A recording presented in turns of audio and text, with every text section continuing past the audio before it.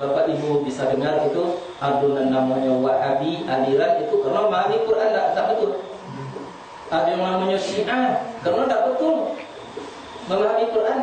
Ada yang namanya Mu'tazilah dari zaman Nabi itu itulah seperti itu. Nah, jadi kita ini pun harus kembali kepada kebenaran yang sesungguhnya. Nah, maka oleh sebab itulah Bapak-bapak Ibu yang berbahagia, kita bahagia hari, bahagia waktu, kita tak mungkin kan berpura-pura di dalam menyampaikan pengajian, karena memang begitulah ya yang harus kita jalani di dalam kehidupan kita yang amat sangat terbatas ini. Bisa dipahami ya? Nah, maka untuk itulah Bapak-bapak Ibu yang berbahagia, banyak lagi pertanyaan-pertanyaan yang lain ya, yang harus kita jawab. Itu baru 2 pertanyaan. Oh, jadi begitu menakironya wajib mengaji. Berarti kita sampai kepada titik O, kosong, tak ada berlaku itu. Oh, ibu menakironya dan kaji. Berarti kita sampai ke titik O. Kalau sampai kepada titik O, kemudian akan ditanyakan lain. Maka berarti berarti kita sudah sampai kepada kebenaran yang mutlak.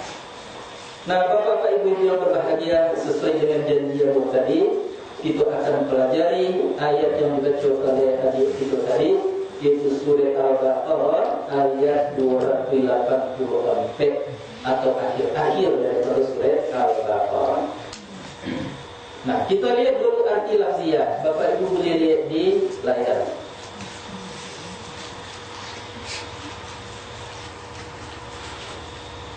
Lillahi ma fis samawati wa ma fil ardh. Nah, artinya milik Allah apa yang pada langit dan apa yang pada bumi. Lillahi ma fis samawati wa ma fil ardh itu harus hendaknya kita mampu untuk memenggalnya. Nah, mengapa dipenggal? Supaya kita tahu arti cek-cek. Lillah itu 2 kata itu. Satu li, yang kedua Allah.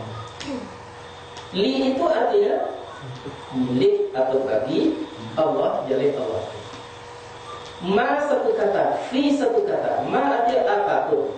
Fi artinya pada. As-samawati satu kata. Nah, artinya langit. Wa ma 2 kata, wajib majib. Fi satu kata, ardi. Nah, barang katanya itu li Allah, ma fi samawati, wa ma fi al-ardh. Ada 9 kata sampai di situ. Lillahi ma fis samawati wa ma fil ardh. Bahasa kitanya tadi milik Allah apa yang pada langit dan apa yang pada bumi. Nah, kita usulkan, kita susun. Lillah itu namanya itu jar dan majrur. Nah, al-jarru wal majrur muta'alliqun bi kainun. Tiap-tiap jar dan majrur itu ada sebelumnya tadi kainun tapi tidak dituliskan.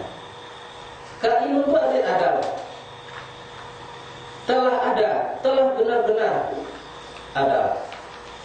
Nah, jadi balik arti lengkapnya. Adalah milik Allah apa yang pada bumi dan apa yang pada langit.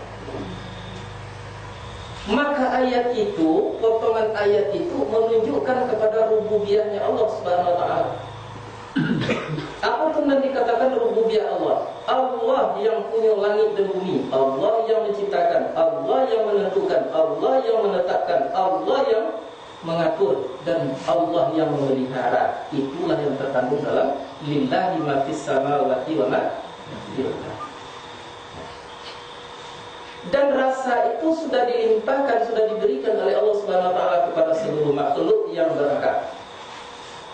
Orang beriman kalau ditanya siapa yang menciptakan bumi dan langit, dia akan menjawab Allah. Tanpa belajar, tanpa sekolah misalnya, dia menjawab Allah.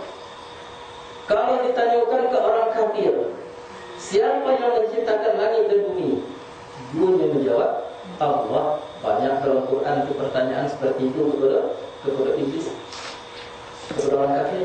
Ditanyakan kepada iblis, siapa yang menciptakan langit, dia juga akan menjawab adalah Allah. Nah, maka berarti rasa kuasa rububiyah Allah tadi sudah diberikan kepada seluruh makhluk yang berakal. Tak ada kita nak menjawab. Siapa menciptakan langit, siapa menciptakan bumi, siapa mengatur segala-galanya, siapa yang berkuasa, kita akan menjawab adalah Allah Subhanahu wa taala. Allah pernah sampaikan perang ayat itu, tapi kita ulang-ulang. Nah, maka artinya apapun kiranya yang ada di bumi dan ada di langit itu adalah dari Allah, dari kehendak Allah, dari kuasa Allah. Tidak mungkin terjadi sesuatu kalau tidak ada kehendak Allah, kalau tidak ada izin Allah, kalau tidak ada kuasa Allah Subhanahu wa taala, tidak mungkin akan terjadi. Kita mengaji malam kini tidak mungkin kalau tidak ada izin dari Allah Subhanahu wa taala.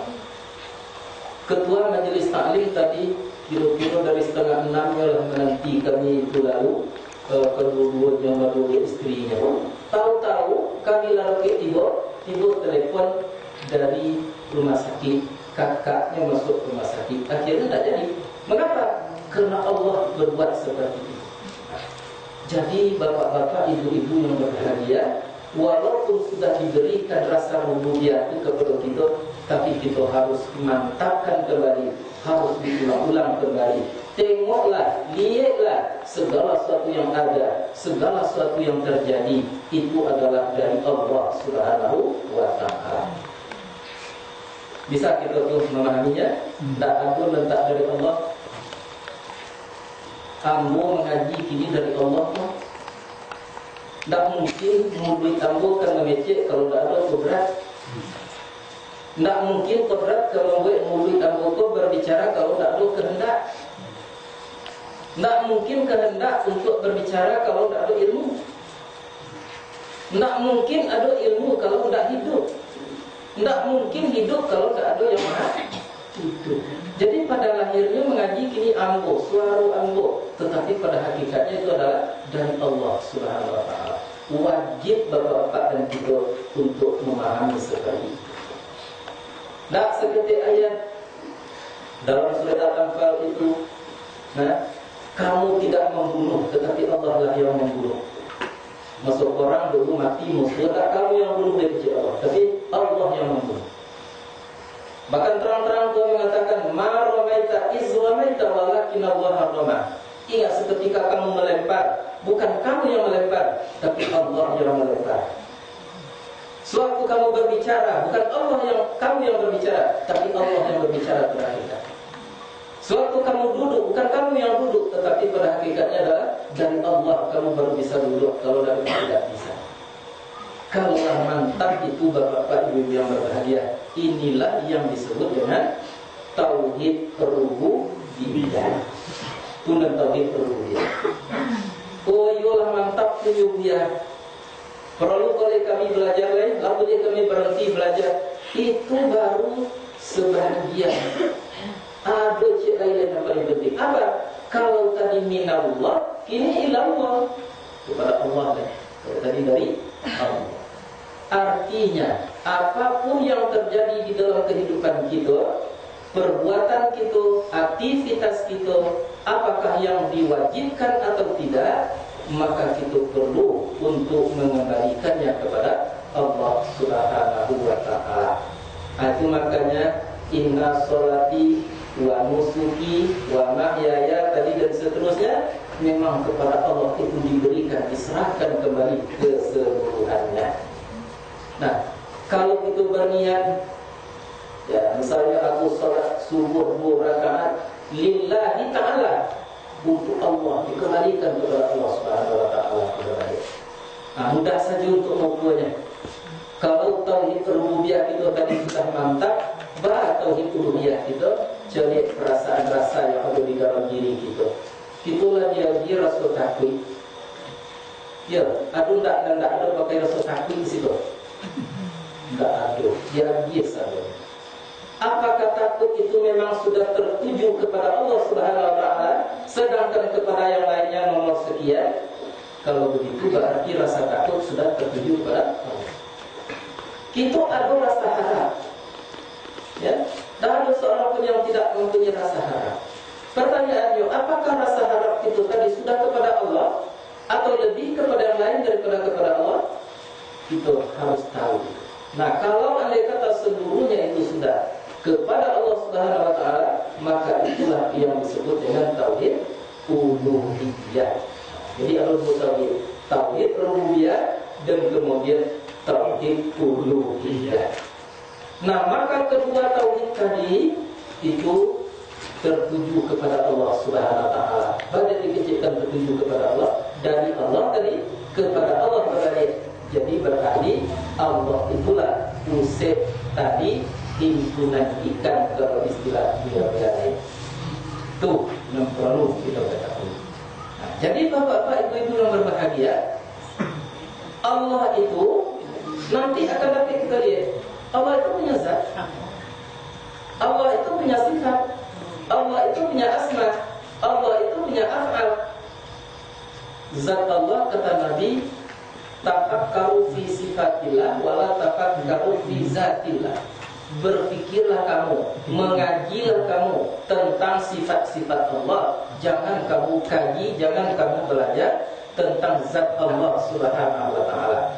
Mengapa? Karena zat Allah itu tidak akan bisa dicerna, tidak akan bisa diterima. Jangankan oleh manusia biasa, Muhammad pun tidak bisa, Nabi pun tidak bisa. Sewaktu Nabi Musa minta supaya dapat melihat Allah Subhanahu wa taala, mentajarikan Allah kepada gunung akan wajahnya, maka hancur gunung. Musa melihat gunung hancur. Wa kharra Musa sa'iqa, Musa pun jatuh pingsan, tak sadarkan diri pada saat itu. Jadi jangan cuba-cuba mengaji tentang zat Allah Subhanahu wa taala. Nah, kemudian zat itu pasti mengandung sifat. Ya, pasti ada sifat. Nah, berapa sifat itu? 99 menurut perhitungan ulama. Kalau kita kaji dalam Quran, sifat Allah itu terlampau banyak, sangat banyak. Tapi yang perlu kita ketahui adalah 99. Salah satu dari yang 99 itu adalah namanya mutakallim, artinya berkata-kata Allah Subhanahu wa taala. Itu perkataan Allah itu, kalamnya Allah, yaitu Al-Qur'anul Karim. Maka siapa yang mengatakan Quran itu makhluk, maka dia kafir. Tapi kalau dia katakan Quran itu adalah sifat Allah, maka itulah yang benar. Nanti mau kesimpulan Quran itu bukan tulisan itu, tetapi makna yang kita singgung seketik tadi, ya, yang tersembunyi dalam kata perkata, itulah makna dan itulah kalamnya Allah Subhanahu wa taala. Nah, dan sifat itulah yang diberi nama. Kalau sifatnya pengasih, penyayang, diberi nama sifat tadi dengan Rahman wa Rahim. Kalau Allah itu maha perkasa, tak pernah menandinginya, gagah perkasa, diberi namanya sifat itu dengan Aziz. Nah, kalau Allah itu bijaksana, dan diberi nama dengan Hakim. Jadi antara sifat dengan asma itu sama. Nah, itu maknanya kalimat Allah itu alif tu lam lain dimusyaddadahkan keduanya. Jadi Allah. Nah, tinggal haji, apa itu? Afalnya Allah Subhanahu wa taala. Apapun yang ada, apapun yang terjadi, itu adalah dari Allah Subhanahu wa taala dan kembali wajib kepada Allah Subhanahu wa taala. Nah, jadi konteks huruf Allah itu alif lam ha, itu yang ditunjukkan oleh kalimat tadi adalah milik Allah itu, milik orang yang mempunyai sifat itu, milik sifat, milik asma, milik af'al. Itulah segala sesuatu yang ada di bumi atau yang ada di langit. Nah, jadi bapak-bapak, ibu-ibu yang berbahagia, kalau kita baca Quran itu dengan bacaan saja tak akan menyentuh kita. Tapi kalau kita mulai menanya-nanyakan apalah jenis Tuhan yang terkandung di dalam kalimat itu, mulailah itu akan terseru-seru. Dan kalau sudah jelas oleh kita bahwa inilah yang terkandung di dalam ayat yang sependek itu, maka akan hancurlah rasanya diri, akan hilanglah rasanya badan, akan timbullah pada waktu itu hanya kuasa Allah semata-mata. Saya sudah tuliskan di dalam batang kaji dengan bahasa yang indah, artinya hilang huruf, hilang suara, datang rasul pada diri, rasul hilang tubuh Tuhan, beserta dengan alam yang tinggal hanya Allah semata-mata. Itulah hidup. Nanti dipakai, itu sudah mati dan jadi tombang. Maka oleh sebab itu cari di dalam zikir, lakukan dalam sholat, biasakan dalam hidup, sudahi di waktu akan berpulang, di waktu angin nama tiwi, di waktu ombak nama sabuang, untuk terima nyolah pokat, kudorat nyolah hadi pada waktu itu, dayu pun datang sama sekali pada waktu itu di saat itu. Kalau dah jalan dan kini Bapak Ibu yang berhadiah, maka kita akan karam di saat itu nanti. Maka keimanan kita akan berganti dengan kekafiran di saat itu. Ma'udzubillah min dzalik. Nah, saya tidak pernah mengaji ya. Ada, saya bisa diikuti. Jadi, anak kita kaji tadi Al-Quran. Caranya baru mengetahui. Mungkin kita mengetahui lillahi ma fis samawati wa ma fil ardh. Sudah berulang kita baca. Artinya kita tahu milik Allah apa yang pada langit dan apa yang pada bumi. Tapi kiranya jauh di dalam hutan terletak dua hal, yaitu rububiyah dan uluhiyah Allah Subhanahu wa taala. Siapa yang mempunyai rububiyah tidak mempunyai uluhiyah, maka itu sama saja dengan makhluk lain. Ya, rububiyahnya hebat, tapi tidak ada uluhiyah, sama dengan makhluk lain. Siapa yang mempunyai uluhiyah tidak mempunyai rububiyah, ini adalah mustahil. Apa? Mustahil, tidak mungkin. Orang yang tidak ada rububiyahnya, tidak ada uluhiyahnya, ulaika kal an'am, mereka itu sama dengan binatang. Balhum ador, bahkan mereka itu lebih daripada binatang itu sendiri. Maka oleh itulah itu harus antisipasi sejak dari kini. Bacanya bukan harus dapat, tapi harus mempelajari ayat-ayat Allah Subhanahu wa taala atau harus utul. Itu makanya Nabi menyampaikan, utul ilma minal mahdi ilal lahdi, tuntut ilmu dari buaya sampai ke bawah. Lain kira-kira tak paham sini sampai silat sudah. Ya, kelai. Cuba jadi pijamkan mata seketika ini. Ya, nah lalu baca itu. Cuba tulis. Lillahi ma fis samawati wa ma fil ardh. Apa bicara? Baca kadang ini poin. Ikuti. Lillahi ma fis samawati wa ma fil ardh. Lillahi ma fis samawati wa ma fil ardh. Sekali lagi nyatakan di dalam diri kita bahwa tidak ada satupun dari kuman sampai gajah, dari bumi sampai langit, dari lahir sampai batin yang tidak dimiliki oleh Allah, yang tidak bakjanya Allah, tidak ada satupun. Kita sendiri sehelai rambut tidak ada memiliki itu, tapi adalah milik Allah. Serukan secepatnya kepada Allah balik. Lillahi ma fis samawati wa ma fil ardh. Lillahi ma fis samawati wa ma fil ardh. Kerojuan pun memahami itu, kerojuan hati. Di dalam hati kita rasul itu terletak. Kalau lah masuk tadi dari dua, dari kaji, kalau masuk ke dalam otak kita tersimpan dalam hati.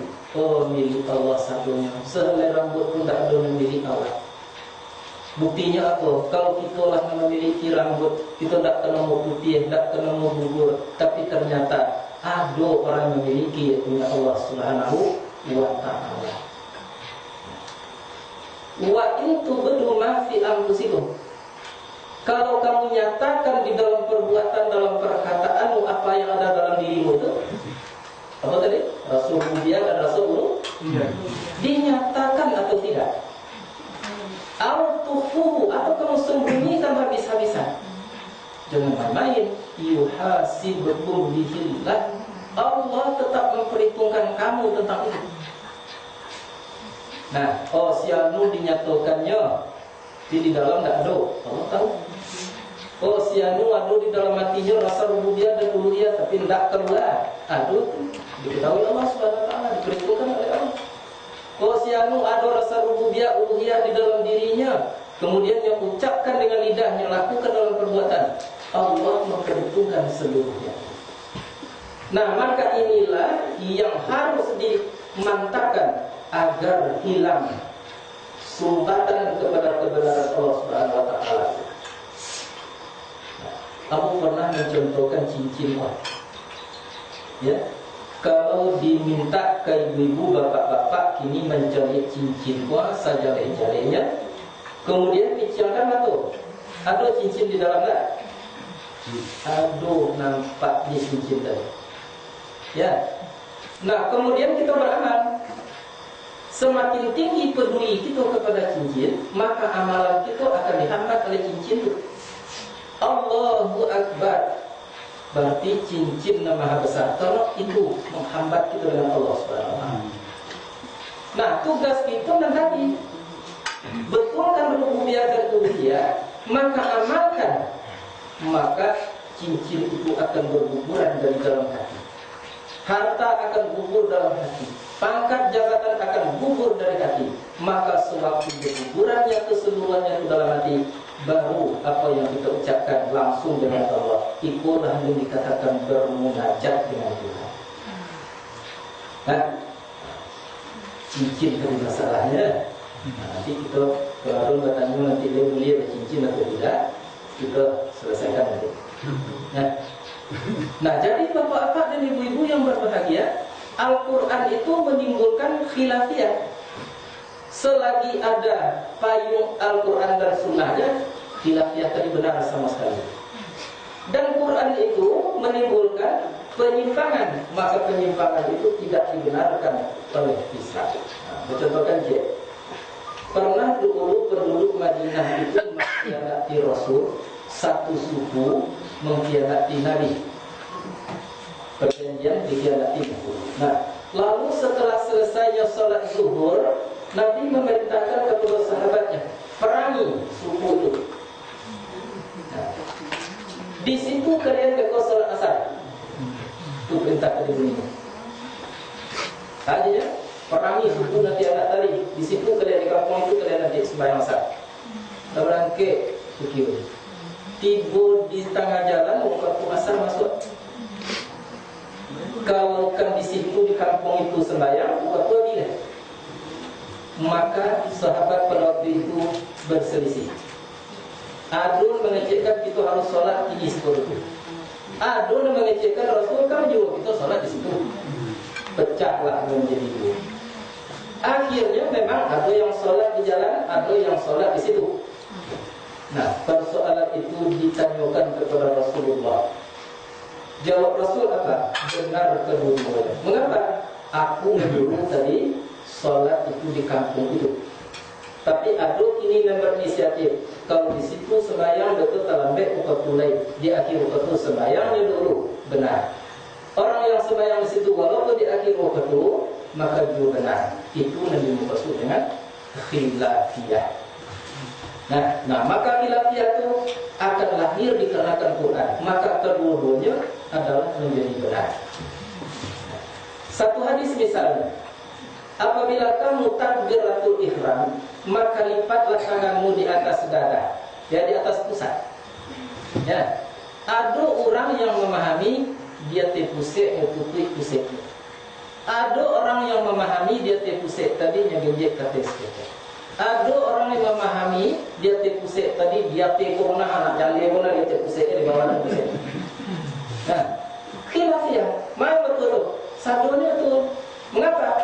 Karena Nabi mengajarkan lipet tanganmu di atas pusat. Anda tak betul di bawah pusat. Ya? Atau di samping dado, kalau bayang itu. Ya? Itu nanti tidak betul, itu namanya penyimpangan itu yang semacam itu. Perlu diluruskan, jangan disalahkan. Nah, jadi Quran akan menimbulkan khilafiyah.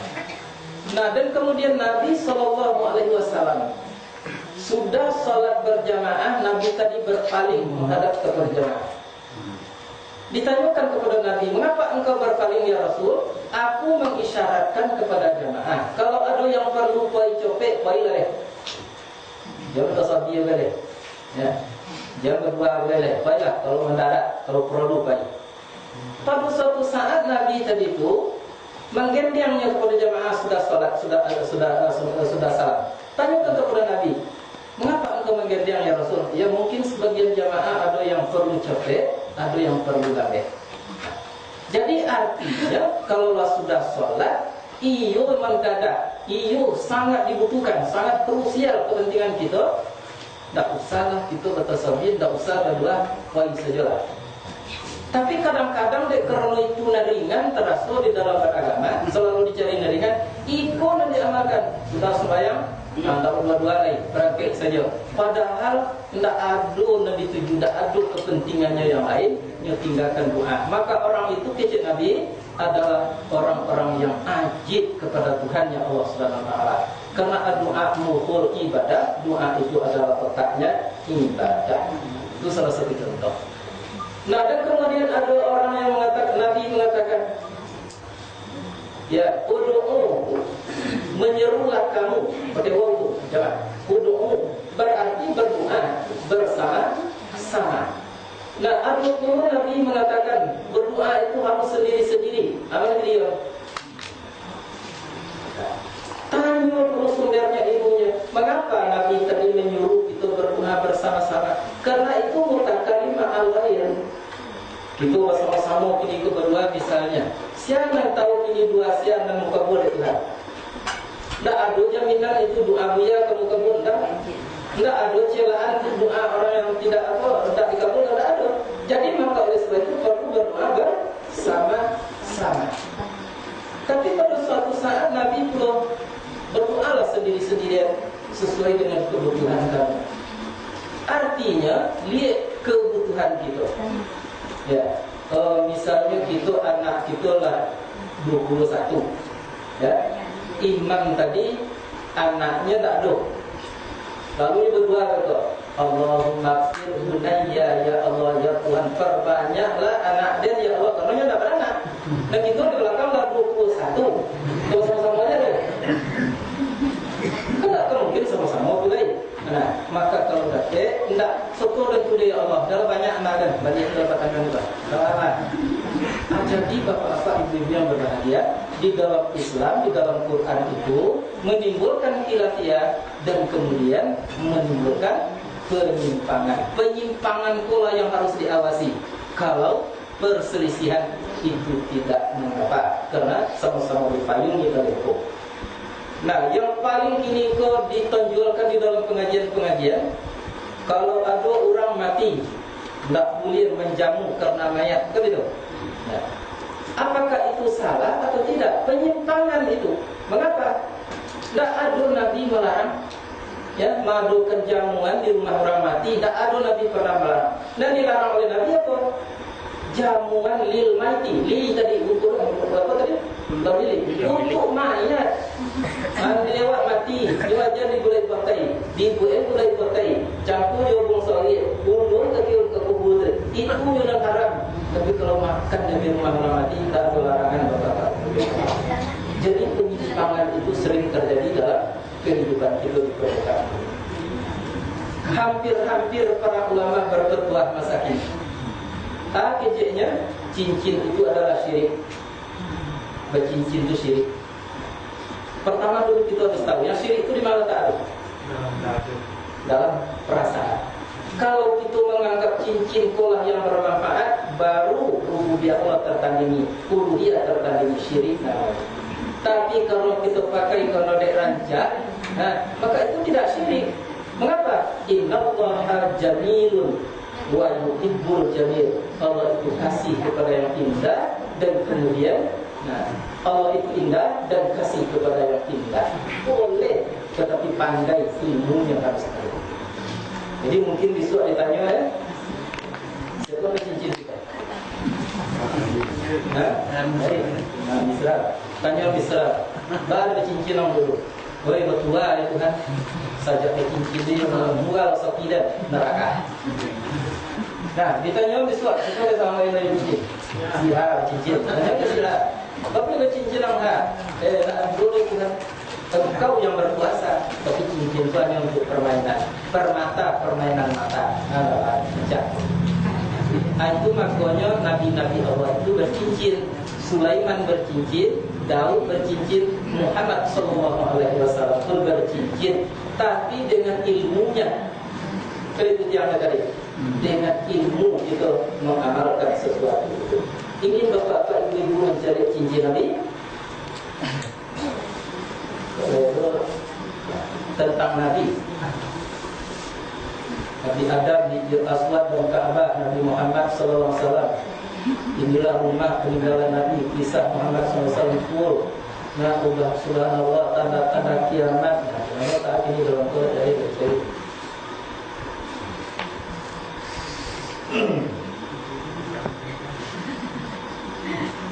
Nah, jadi cincin Nabi itu di bawahnya bertulis dengan Muhammad, di tengahnya bertulis dengan Rasulullah, di atasnya bertulis dengan Allah. Ya, tulisannya. Jadi maka oleh sebab itu Muhammad memakai itu bukan karena mendewakan, bukan karena mengagungkan cincin, tapi hanya semata-mata untuk muamalah. Jadi kita lihat, tidak salah dicari betul ayat tersebut semua.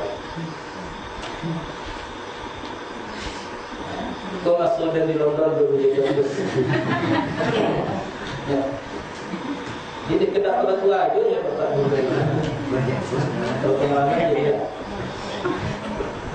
Itu biar kamar asli kok. Jadi jelasnya disumui jawab dia Iwan.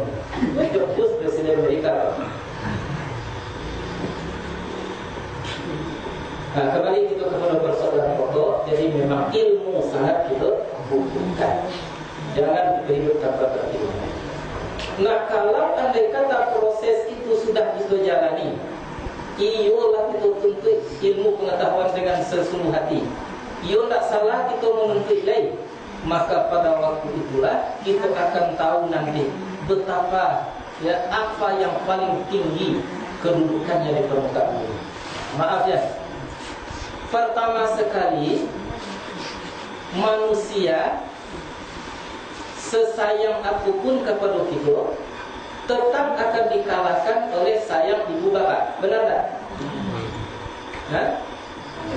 Lihat dua orang menemu mati di nolong kita, tapi lihat Abu Bakar cuma Sayyidina Umar membantu Nabi Muhammad SAW.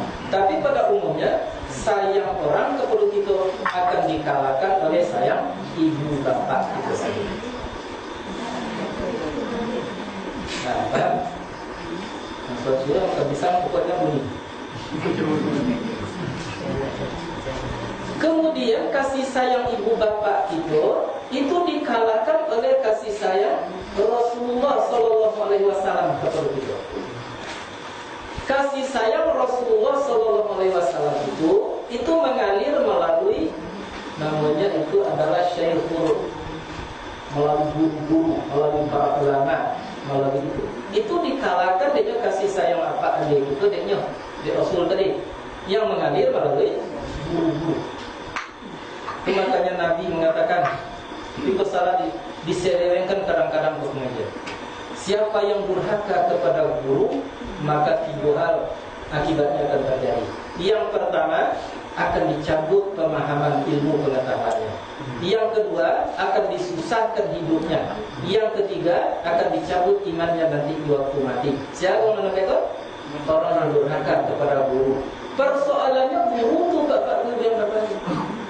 Dan kita nak guru tu siapa apa? Ini orang pakai jubah, pakai serbannya, pandai bahasa Arab seketik-seketik. Itu yang kita cekkan guru.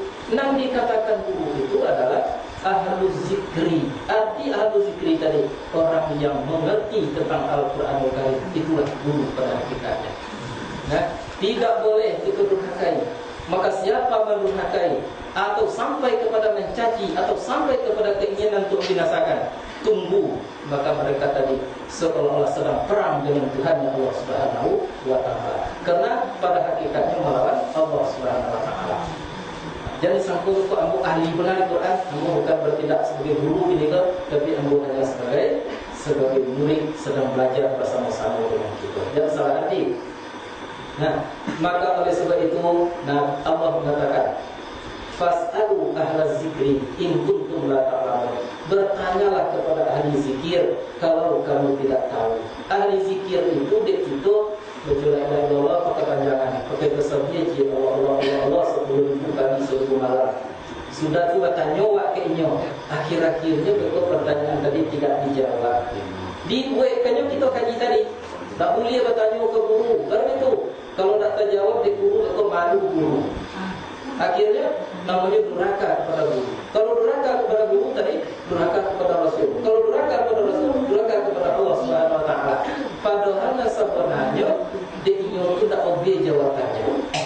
Jadi kadang-kadang guru dia itu jadi kalau tanya akhirnya seolah-olah dalam batinnya itu mengisik. Sedang kebeang dia tak obey guru atau obey dia. Tapi dia cari alasan tak boleh durhaka kepada guru kerana durhaka kepada Allah namanya sebenarnya itu. Balea ini guru-guru masih macam itu. Kemakuannya tadi Ambo sampaikan, ya, Ambo lalu suruh dia mengaji, lalu suruh dia mencari ilmu pengetahuan. Tak dapat dapat ilmu popularitas itu, tak dapat tuah itu. Mengapa? Kerana memang awak tak mencari tuah, itu mencari penghargaan dari Allah Subhanahu Wa Taala. Kadang-kadang orang yang pandai bermain basa-basi tadi, main lidah tadi. Ya, tak tahunya ciolahnya tapi nyukur yang paling berkuat dituarkan lagi. Nah, itulah yang mencelakakan kita mati akhir zaman ini.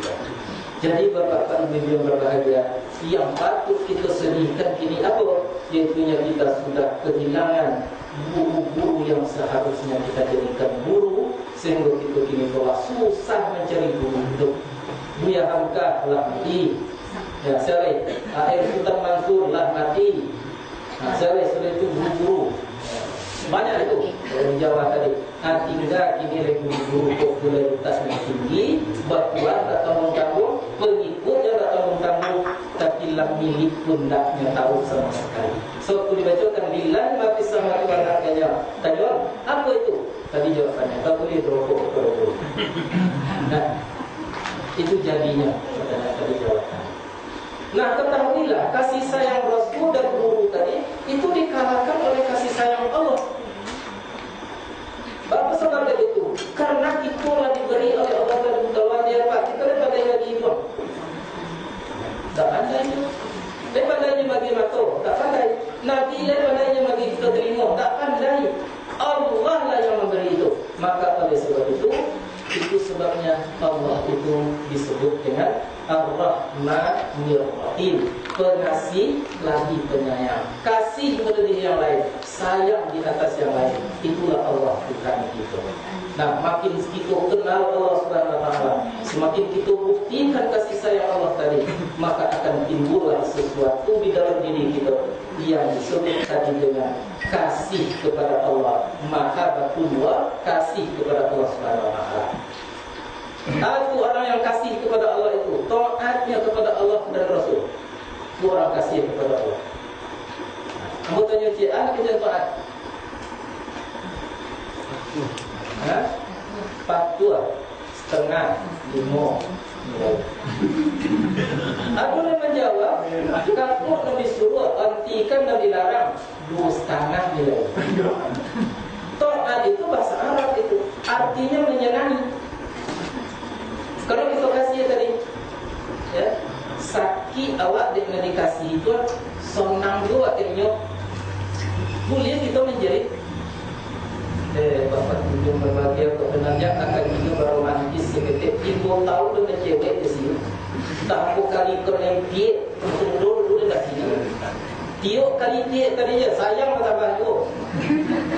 Aku yang kasih. Sakit dia. Kadang-kadang hilang dia cuma orang tua atau bagi dia tikus, bagi kesayangan menjampak gaya dan kembali hilang dia cuma nak bagian dia terlere hilang pun je dah. Aku iwat dia sayang. Itu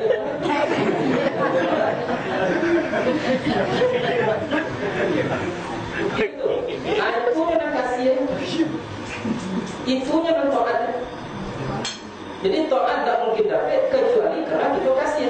Kasih tak akan datang sebelum kita mengenal.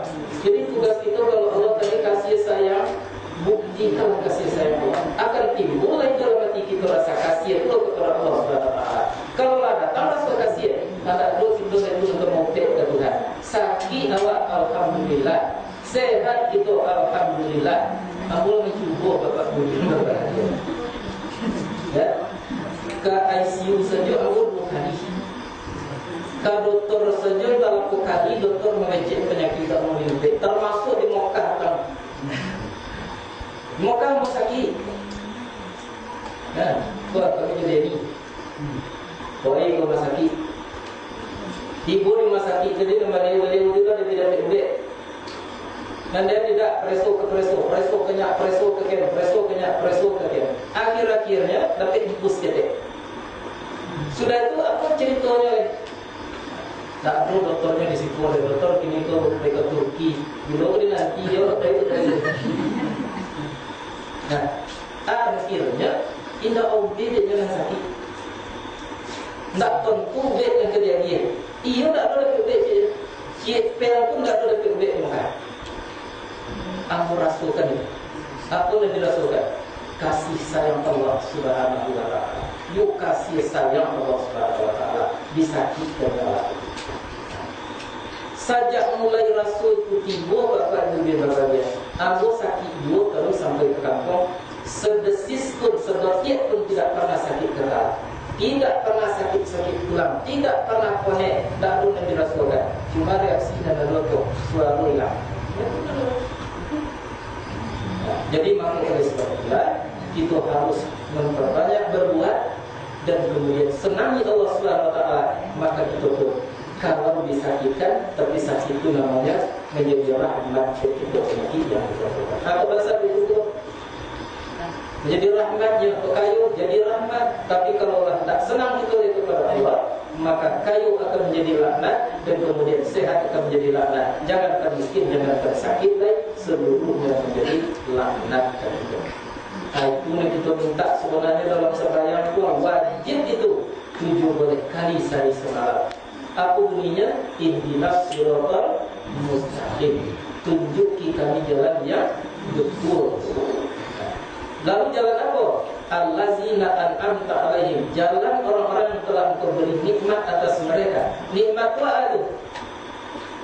Lomak di PAS sonang dua tu nikmat namanya. Kan itu tadi. Di Sakina wak sonang dua itu nikmat namanya. Tapi kayu masa lewo tak mau makan itu laknat namanya. Ya, dibeli Honda tapi tak pay baca laknat namanya semacam itu. Dapat pangkat korupsi itu laknat namanya semacam itu. Nah kita minta apa? Nikmat. Nah jadi kayu sonang, bansat sonang, sakit sonang, sehat sonang. Tak menyangkal kepada Allah Subhanahu wa taala. Bukan sakit itu sonang ibu tu gilo ngomongkan. Tak sakit tetap sakit, dia tetap sakit tu. Tapi anak berulang waktu dia itu tadi dikarenakan kasih kepada Allah Subhanahu wa taala. Kalau kita teruskan pengajiannya, maka kasih nanti akan berubah menjadi cinta. Nah, kalau cinta itu mulai bangan-bangan tu. Dek kok jadi nyodem. Ya Tuhan lah. Tanya siur deh. Tuhan. Maka indahnya dunia aku kalau dia. Seolah-olah tak ada artinya surga lain kalau dapat dia. Tak ada yang anda harapkan selain daripada dia. Aku cinta Allah. Nah, kalau ditawarkan pelajaran, nah maka dia akan berubah nanti menjadi rindu. Apa yang dikecekkan rindu? Lah diliputi seluruh alam tadi dia. Cari saja Sulaikha kepada Yusuf. Di waktu Sulaikha mencari awan berarak di atas langit, Yusuf juga jadinya. Di waktu mencari ke bumi, nampak di rumput-rumput juga ada di bumi tadi, Yusuf juga. Nah, di waktu mencari ke Quran, tulisan Yusuf nampak di Quran dari sini. Aku rindu namanya semacam itu. Tak mulai lopet dari dalam pemikiran. Nah, di hati itu kalau diteruskan nama lain, apa nama itu? Sakar namanya. Cari Nabi Yahya. Yahya tadi kalau keluar rumah dilandu orang. Kalau begitu, tak sibat jalan dengan alam semesta atau dengan dirinya tak bedanya. Dan bedanya itu hanya Allah Subhanahu wa taala. Sampai-sampai menangis kerana merindukan Allah, sampai-sampai ditambal dengan bulu-bulu merpati, la sompong pipi ko de ayamato, berubah menjadi darah dan lain sebagainya. Anak itu dimaki. Jangan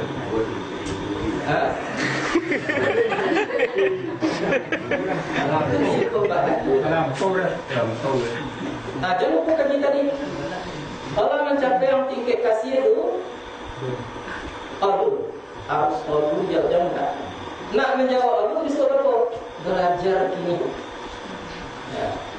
Jadi bapak-bapak ibu yang berbahagia, begitu tinggi nilainya pelajaran daripada Al-Quran dan Sunnah. Jadi akan menjawab nanti seluruh persoalan yang ditanyakan kepada kita di masyarakat nanti. Lillahi ma fis samawati wa ma fil ardh wa in tubdu ma fi anfusikum aw tukhfuhu yuhasibukum bihi fayaghfiru liman yasha wa yu'adzibu man yasha wallahu ala kulli syai'in qadir. Amana Rasul bima unzila. Tindak yuk katun bisa kita kaji Quran itu sekali mengaji. Ya. Nak kita kaji ini apa je? Apa pun kita kaji. Lima samawati wa fil. Dua kata lijat Allah je. Lillahi. Kalau kita buka dulu betul lafaz yang samawati, ada kecil lagi. Langit arti fil ardi, apa yang dikatakan ardi? Fi itu apa yang terkandung di dalamnya? Fi itu mengandung dua kata, itu dua maksud. Di dalam dia pada dia. Jadi kalau kita kini kau fil musalla, di dalam musalla. Kalau ada orang yang di luar, fil musalla itu di musalla. Dua terkandung di mana?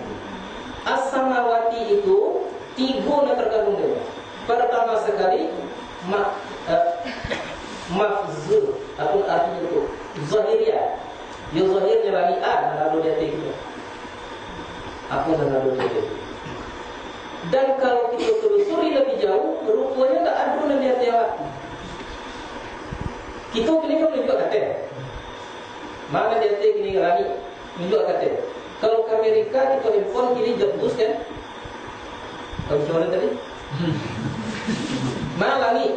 Yang menunjuk kata itu. Kama kira-kiranya menunjuk. Ke bawahnya menunjuk. Buatnya balik bumi itu kini tahu tak?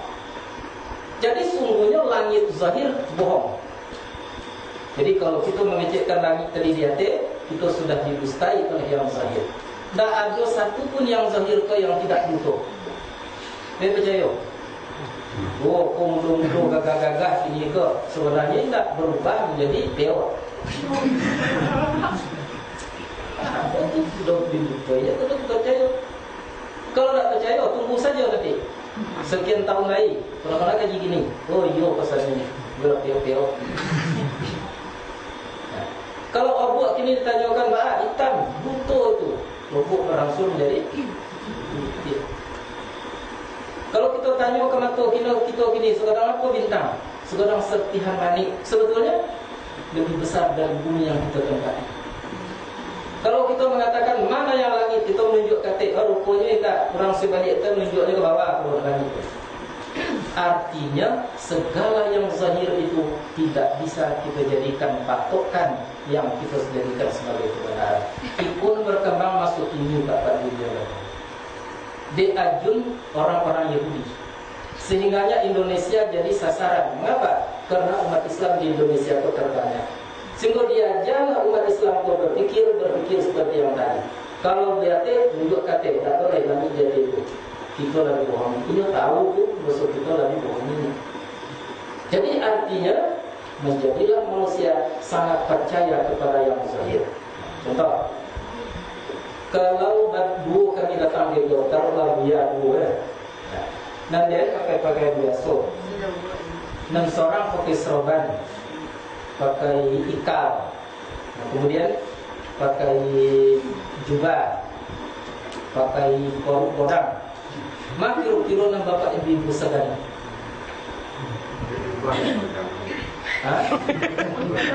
Itu memang kaum materialistik. Materi ukurannya sama sekali. Kalau nak ancak nampak di matanya buruk. Kalau buruk nampak di matanya tak dua eloknya tu. Itu kaum materialistis. Orang baratnya sadar di itu. Dan kita lah tak hijau. Itu makanya kita kini mengukur segala sesuatunya itu hanya berdasarkan lahir. akhir-akhirnya orang berlomba-lomba untuk memperbaiki yang lahir. Perbaiki laga, diperbaiki tampilan. Kok mengecek tadi bertimbul-timbulan nak percaya orang. Balai-layan, baknya dia layan layan. Pak Pus itu orang tadi percaya. Membaca qalan Nabi Yusuf dia tak tahu-tahu. Qalan Nabi Yusuf sallallahu alaihi wasallam. Apa begitu tak Pak Muda Baraya. Nak percaya juga. Itu yang musyrik tersembunyi itu, karena yang berpegang kepada yang zahir semata-mata. Padahal yang zahir tadi adalah bohong semua sekali. Nah, banyak bukti.